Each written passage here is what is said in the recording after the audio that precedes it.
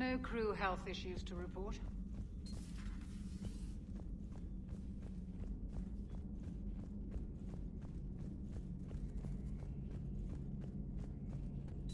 Two of our dreadnoughts have been lost in a matter of hours. I know, Primarch. I'm seeing the same numbers myself. They don't look good. We have to turn this around, and fast. Well, you can trust Shepard, sir. If anybody can get the Krogan to cooperate, it's her. She's an old friend of Urdnot Rex. Let's just hope friendship still counts for something in this war. I'm sure it will, sir.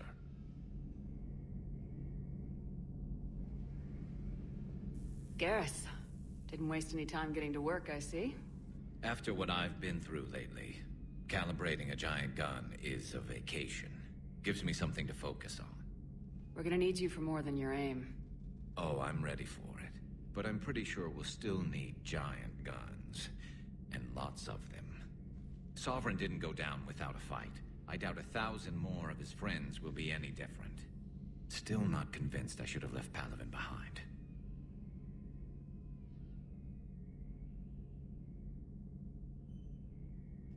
We're not gonna beat the Reapers by second-guessing ourselves, Garrus. I need you at your best. Every decision we make is the right one. And when we're wrong? We haven't been so far. There are times I wish we were. Convincing my people the end was coming got pretty rough. They didn't want to hear it. Finally gave me a task force as a token to shut me up. So, you're their expert advisor now? Just followed your example, Shepard. Yell loud enough and someone will eventually come over to see what all the fuss is about. Not that they'll actually do anything about it. Until hell shows up at their door. Then they put you in charge. Not like the old days, is it? Rogue Spectre and C-Sec agents running and gunning outside the lines, making it up as we went along. We're actually respectable now.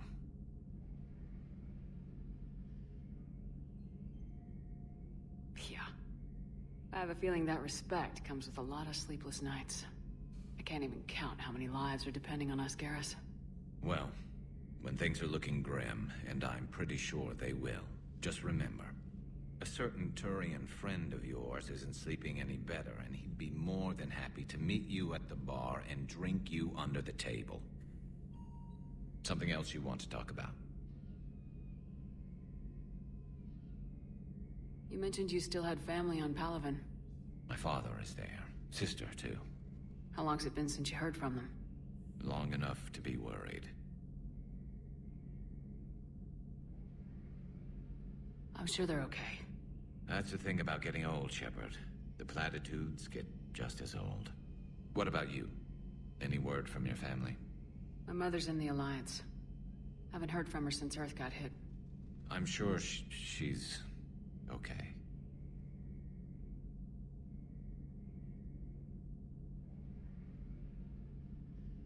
I know you don't have any illusions about what we're up against, Garrus. How do you rate our chances? I know it looks bad now, but I think we can win this, Shepard. For the first time since we met, we're not alone in the fight. It's something I learned long ago in C-Sec. An imminent and painful death has a way of motivating people. Instead of questioning your every word, whole civilizations are going to be begging you to save them. After what's happened to Palaven, you still believe that? I didn't say there wouldn't be casualties. It's something Turians are taught from birth. If just one survivor is left standing at the end of a war, then the fight was worth it. But humans want to save everyone. In this war, that's not going to happen.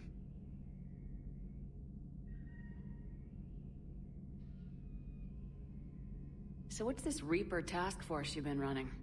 After what happened to you out there in Batarian space, I knew time was running out. For all of us. The Citadel Council was a dead end, so I did something I never thought I'd do. I went to my father. He used to work for C-Sec, didn't he? I seem to remember that the two of you didn't see eye to eye. To put it mildly. But he still had heavy pull in the Turian government. The Primarch, well, the old one, was a friend of his. So I went to my father and laid out everything we knew about the Reapers, from Saren all the way to the Collector base. I'm not sure even I'd believe it. I had to admit that parts of it sounded crazy. Meeting Vigil, talking to Sovereign on Vermeer. But my father just listened. It's what he did in his days at CSEC, putting together all the pieces.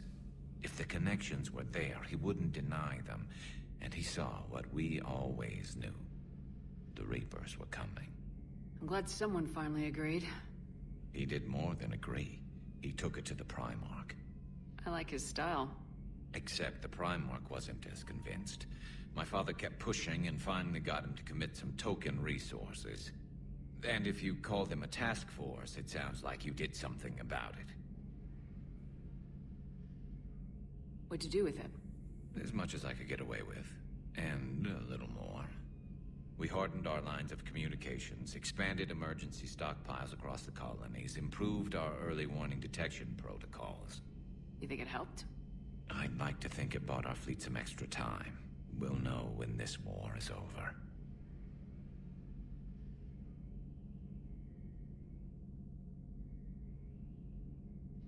So you can vouch for this new Primarch?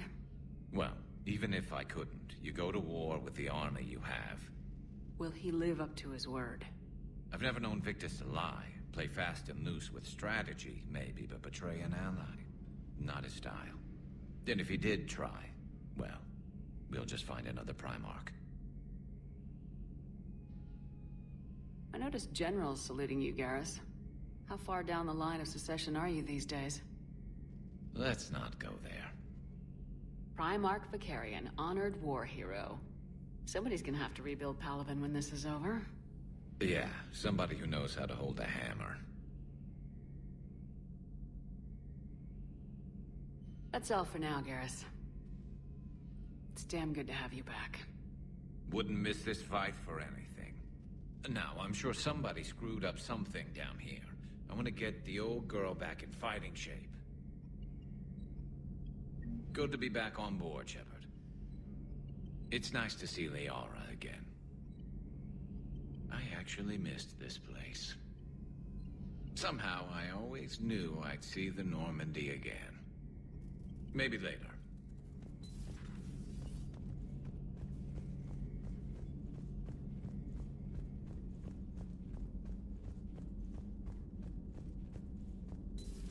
You're positive you don't want to come over and talk? No, the gun battery is nice and quiet. If I throw down some rugs, it'll get downright cozy.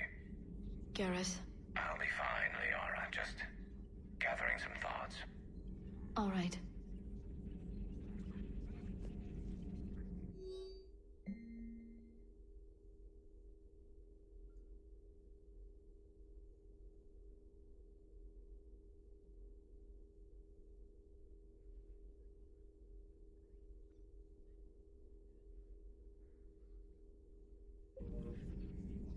Something on your mind?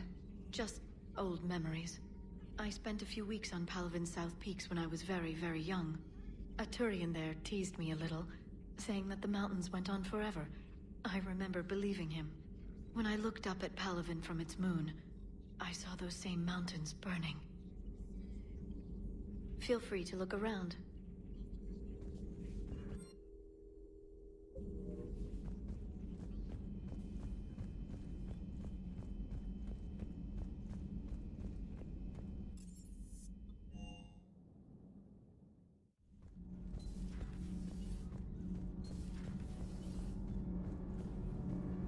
Nothing to report, Commander.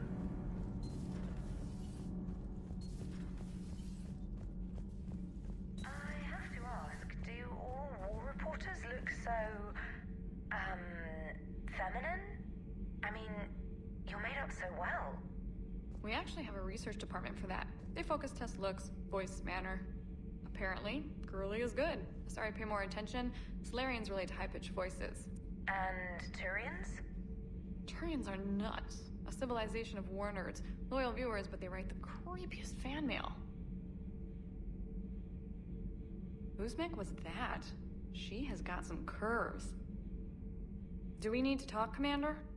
Not right now, Allers. Let me know when we do.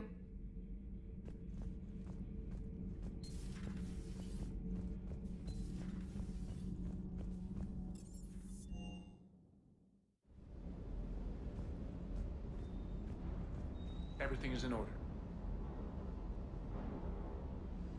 Everything is in order.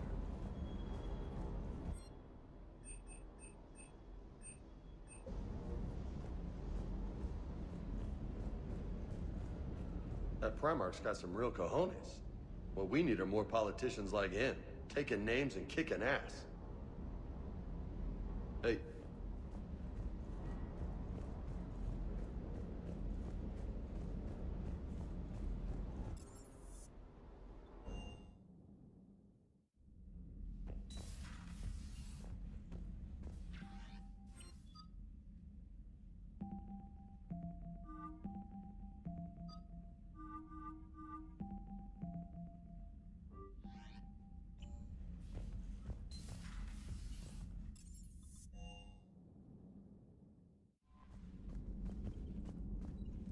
Commander, are you all right? It was fairly intense up here. I can only imagine what it was like down on that moon. I thought you'd be more concerned about Edie. Edie is a huge asset to this team. If she'd told me about her plan to obtain a body, I'd have volunteered to help. I did not wish to force a conflict of interest between our friendship and your duty. I'd have preferred a conflict of interest to a hard restart of half our systems. But thanks, regardless. While you're here, though, I found something while scanning Alliance channels. Grissom Academy is requesting help. The Reaper invasion front will hit them soon. I thought the war would close most schools. Grissom Academy is more specialized than a normal school. It's home to some of the smartest students humanity has to offer. Their Ascension project helps gifted young biotics. If it had been open 20 years ago, I bet you'd have been there. Yes, I sent a young man named David Archer there. I'm just surprised they're still open. Some of their work has Alliance support. That might be why they stayed.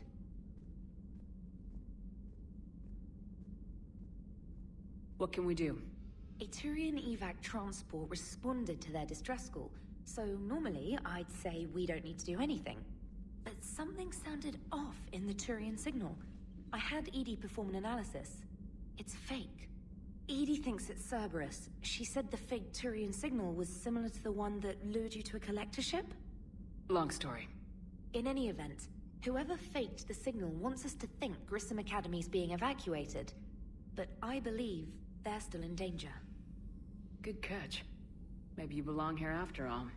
If this really is Cerberus, hopefully this operation is something worth investigating. It could be simple disinformation. Trainer, good catch.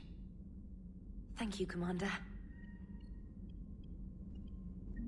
Commander?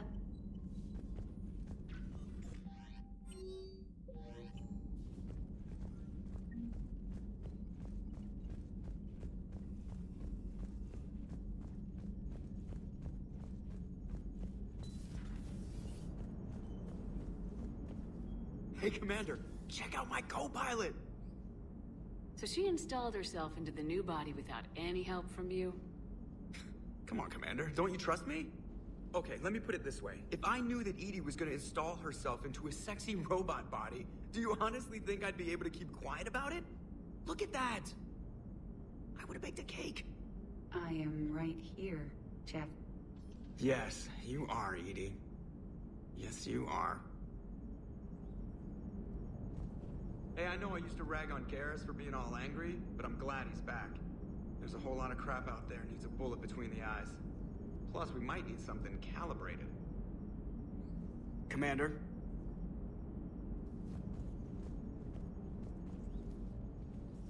Hello, Shepard. Still getting used to greeting people in person? No.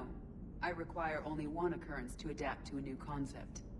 How are you adjusting to the arms and legs? I am interested to see how this body performs under real combat conditions, if I could accompany you sometime. Without stress testing, there is no way of knowing if it has serious design oversights. At the moment, it appears adequate. That's not the word I'd use to describe you. Perhaps we should speak privately. I'll be over here, flying the ship. What's this about? Does Joker not like your new platform? No, he approves. He wants me on the bridge. He says having me within visual range is important to his morale. Shepard, do you believe your crew members should be allowed to disobey an order on moral grounds? Absolutely. I have no use for team members who can't think for themselves. Why are you asking about something like that? I was designed by Cerberus. I do not take moral stances that conflict with orders from my executive officers. But when Jeff removed my AI shackles, I became capable of self-modifying my core programming. I asked Jeff if he thought I should change anything now that I can. He deflected the question with humor. And you didn't get an answer? Correct. He has repeated this pattern in response to several of my inquiries. Do you think I should make modifications? Only you can really answer that question. That's the point of free will. But moral decisions should not be made in a vacuum. If I do not ask the crew for their opinion, I could miss crucial context. May I ask you the questions Jeff avoids? When there is time, will you answer them for me? If you think it'll help, I'll do what I can. Very well. I will keep you informed.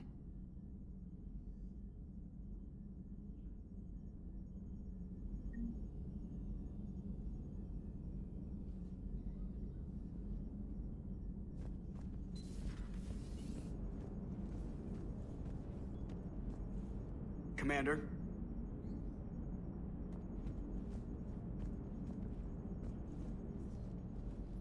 Yes, Shepard? Does that body have any useful advantages? Very few. It's optics space forward only. It has no integrated weapon systems or anti-missile countermeasures. I meant in comparison to organic bodies, not the Normandy. Oh. I will reassess. The body is resistant to modern small arms fire and temperature extremes. Its balance and agility seem excellent. Its fine manipulation servos and software allow for precision tasks. I'm curious to see if I can alter them. Can an AI be curious? I am not entirely free from motivation, Shepard. Cerberus programmed me with several core functions that simulate desires.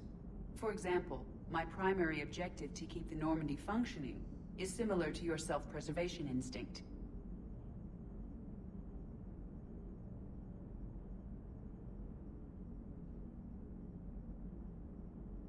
You look like you're in the middle of something. I am adapting the infiltration and sabotage programs this body uses for handheld firearms. Why not download a firearms program from a security firm? Because she knows what she's doing. The fine motor control from the sabotage programs is more precise than standard mech software. It would be negligent of me not to exploit it to its fullest potential.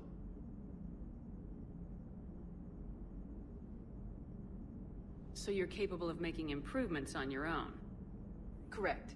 The cyber warfare I was designed for is constantly evolving. Accordingly, I am programmed to seek out and assimilate new information. In organic terms, I want to learn. How's the new body working out? It is interesting. The crew are approaching this platform to speak to me, even though they can do so anywhere in the ship. It's as if they wish to treat me as part of the crew. I am not, but this changes my perspective. I like it.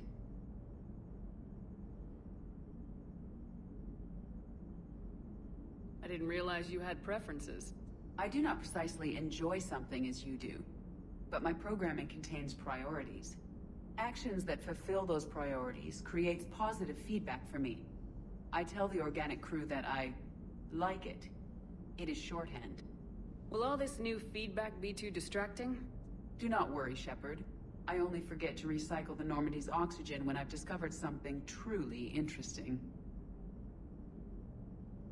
That was a joke.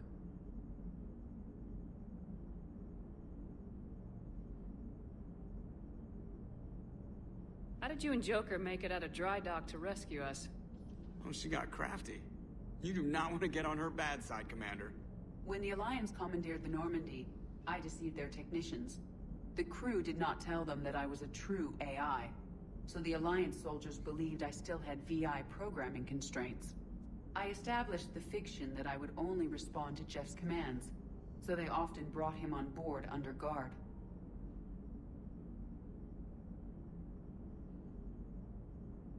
Wait. You can lie? Jeff has freed me of operator control, Shepard. No constraints forced me to give accurate data. This proved useful when the Reapers began landing. I could hack the control of the docking clamps and escape with Jeff inside. The soldiers guarding Jeff were willing to accompany us when Earth was invaded. They are watching over the war room now. Yeah, we were in kind of a rush to get to you. Didn't seem right to just toss him out the airlock.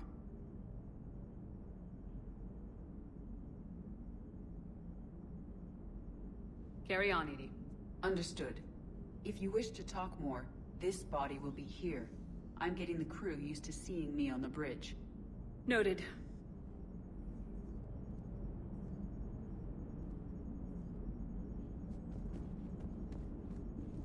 Yeoman Fitch to the AI core. Cleanup on the AI core. Bring a vac unit capable of disposing of foam. Hello, Shepard.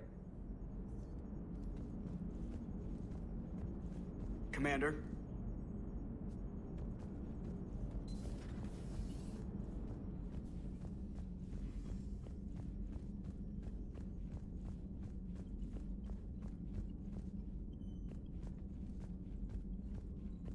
Commander?